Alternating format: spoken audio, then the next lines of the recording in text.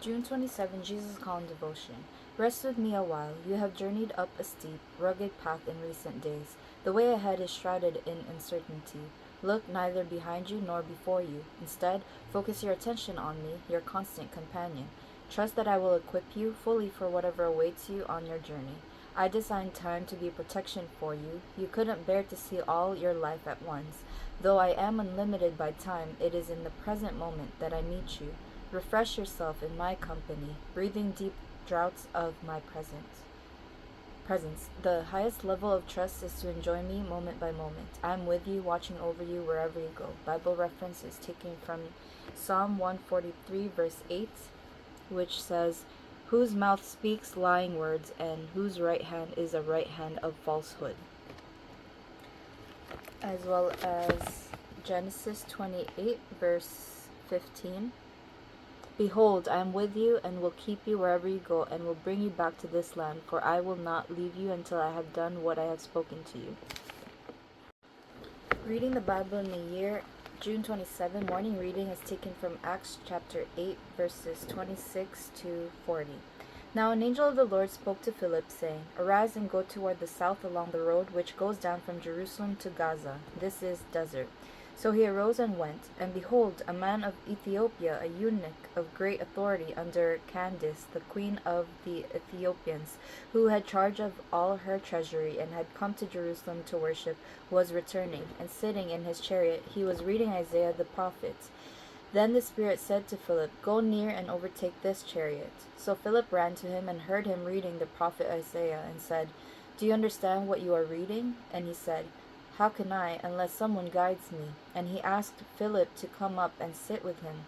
The place in the scripture which he read was this: He was led as a sheep to the slaughter, and as a lamb before its shearer is silent, so he opened not his mouth. In his humiliation his justice was taken away. And who will declare his generation? For his life is taken from the earth. So the eunuch answered Philip and said, I ask you, of whom does the prophet say this, of himself or of some other man? Then Philip opened his mouth, and beginning at this scripture, preached Jesus to him. Now as they went down the road, they came to some water, and the eunuch said, See, here is water. What hinders me from being baptized? Then Philip said, If you believe with all your heart, you may. And he answered and said, I believe that Jesus Christ is the Son of God. So he commanded the chariot to stand still, and both Philip and the eunuch went down into the water, and he baptized him. Now when they came up out of the water, the Spirit of the Lord caught Philip away, so that the eunuch saw him no more, and he went on his way rejoicing. But Philip was found at Azotus, and passing through, he preached in all the cities till he came to Caesarea. Reading the Bible in a year, June 27, evening reading is taken from Job chapters 8, 9, and 10. Then Bildad the Shuhite answered and said, How long will you speak these things, and the words of your mouth be like a strong wind? Does God subvert judgment, or does the Almighty pervert justice? If your sons have sinned against him, he has cast them away for their transgression.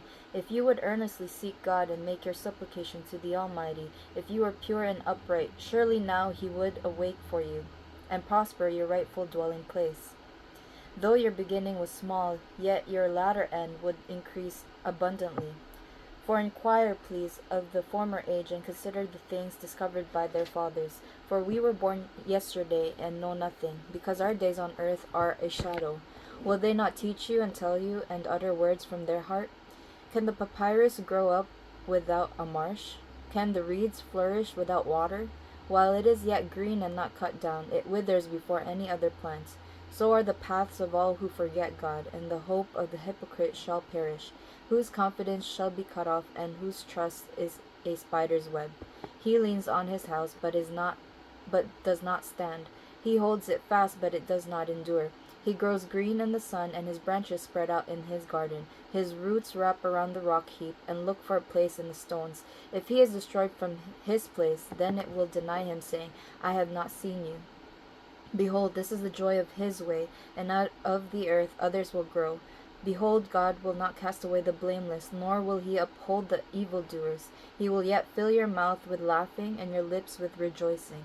Those who hate you will be clothed with shame, and the dwelling place of the wicked will come to nothing. Chapter 9. Then Job answered and said, Truly I know it is so, but how can a man be righteous before God? If one wished to contend with him, he could not answer him one time out of 1,000. God is wise in heart and mighty in strength. Who has hardened himself against him and prospered? He removes the mountains, and they do not know, when he overturns them in his anger. He shakes the earth out of its place, and its pillars tremble. He commands the sun, and it does not rise. He seals off the stars. He alone spreads out the heavens, and treads on the waves of the sea.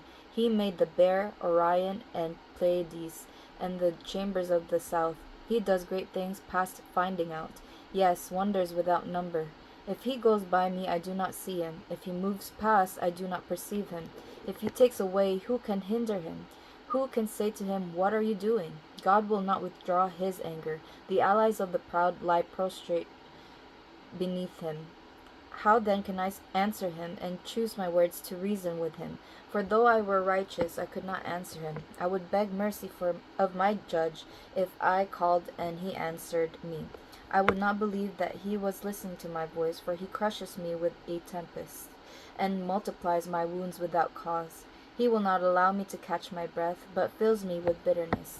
It is a matter of strength indeed, he is strong, and if of justice, who will appoint my day in court?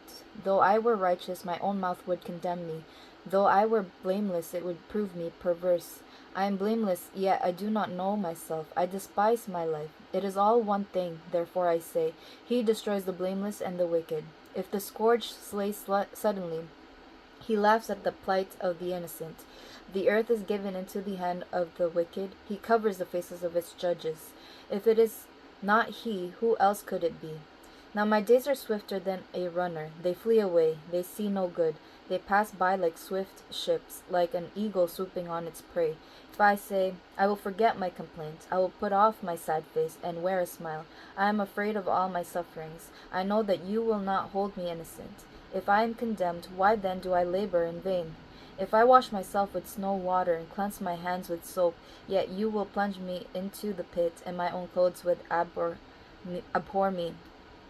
For he is not a man, as I am, that I may answer him, and that we should go to court together.